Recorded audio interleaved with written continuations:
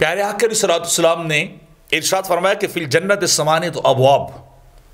اللہ نے جنت کے 8 دروازے بنائے ہیں، 8 راستے ہیں جنت میں داخلے کے لیے، جہاں سے اللہ رب العزت جنتیوں کو قیامت کے دن جنت میں داخل فرمائے گا۔ لیکن ان میں ایک کے بارے میں آقا علیہ السلام نے فرمایا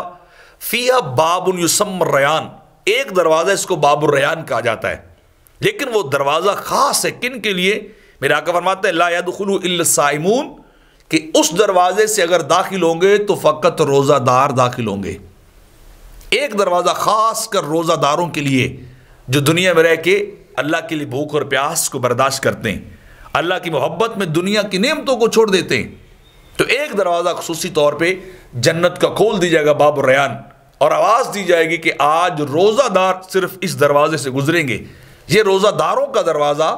بنایا گیا ہے، اور روایت میں آتا ہے کہ اذا دخل آخرهم اغلق،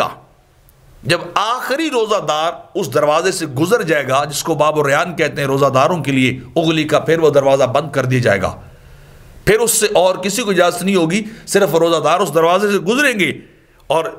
من دخل فی شربا ومن شرب لم یظمأ ابدا، میرے آقا فرماتے ہیں جو اس دروازے سے گزرے گا اسے وہاں ایسا پانی پلایا جائے گا جس کو پی کر اس کو کبھی پیاس نہیں لگے گی۔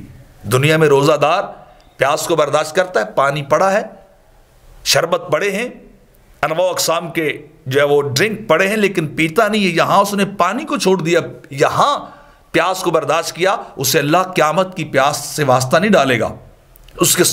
قیامت کی پیاس سے اسے واسطہ نہیں پڑے گا۔ جو پیتا جائے گا ہمیشہ کے لیے سیراب ہوتا جائے گا۔